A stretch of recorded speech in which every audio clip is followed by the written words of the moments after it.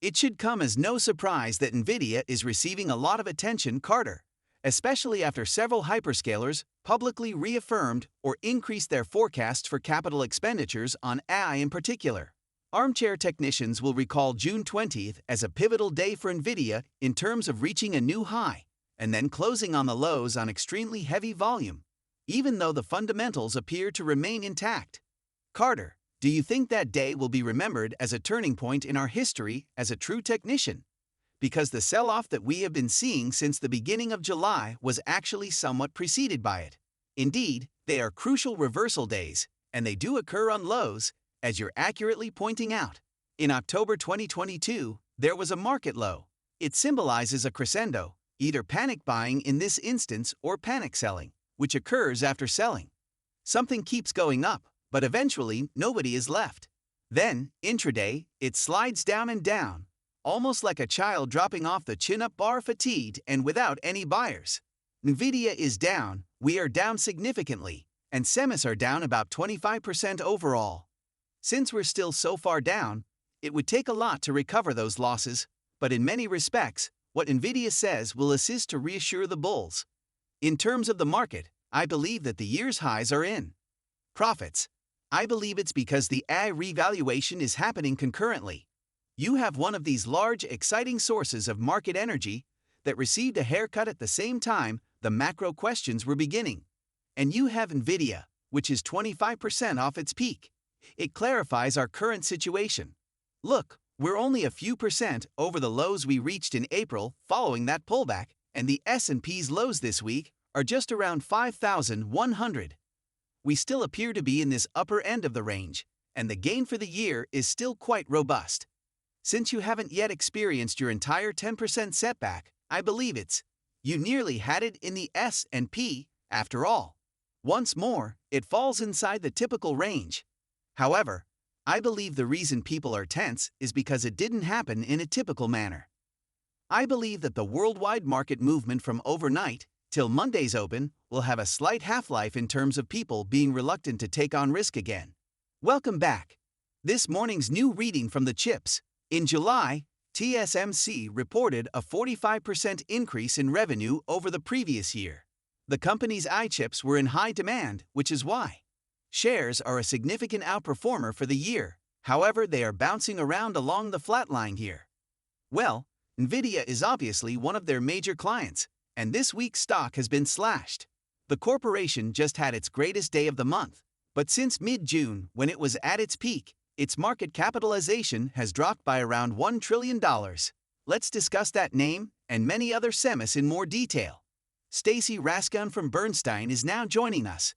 It's always nice to have you around, Stacy. Let's start with Nvidia, Let me know what you think about some of the headlines this week on the delays, which may be related to Blackwell's design. What will it imply, and is it real? Yes, it appears to be enough real. There is a certain amount of fire there because of the smoke.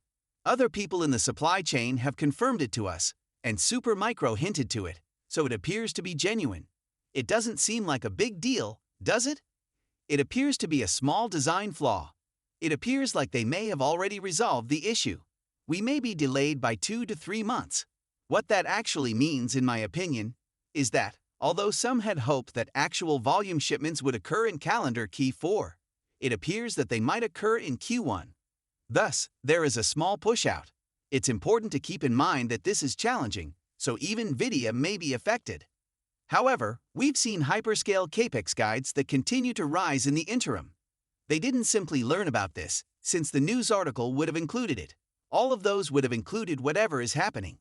It appears that Nvidia is trying to backfill and smooth things out until Blackwell actually launches in greater number, perhaps a quarter later, by expanding manufacturing of their current architecture, known as Hopper, which is in high demand. However, I don't believe it's a major structural problem. Now, it's obvious that sentiment has affected the stock.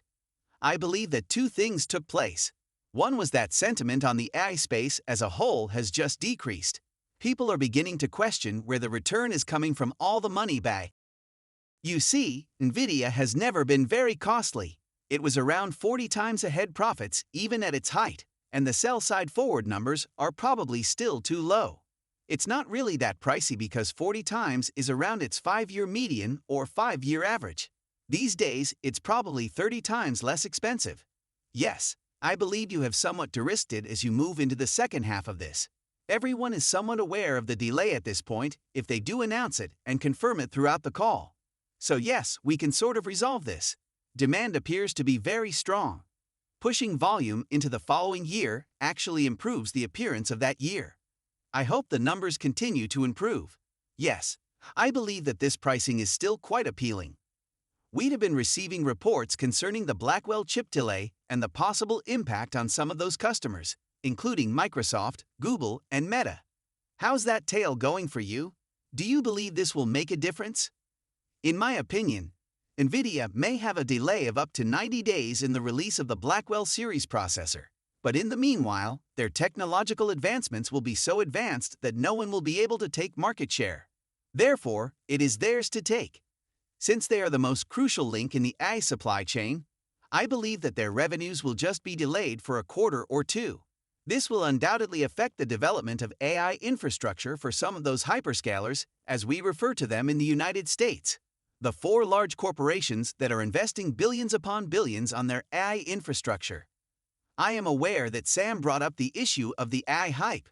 And while you are generally bullish on technology, if you go into the specifics, do you believe that the pressure will increase to the downside if an activist fund manager with the stature of Elliott Management claims that there is an overabundance of AI and that these stocks are overbought?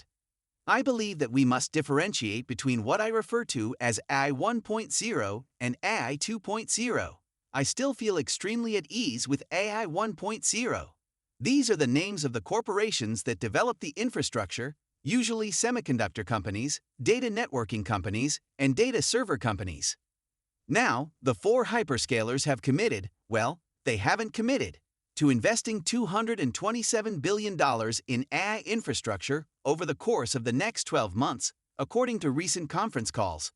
They have stated that their capital expenditures will increase from that extremely high base in the following year, and I don't think they will alter those plans. I like all of those stocks then. The AI 2.0 stocks follow, and I'm still not convinced. Thus, I don't have any.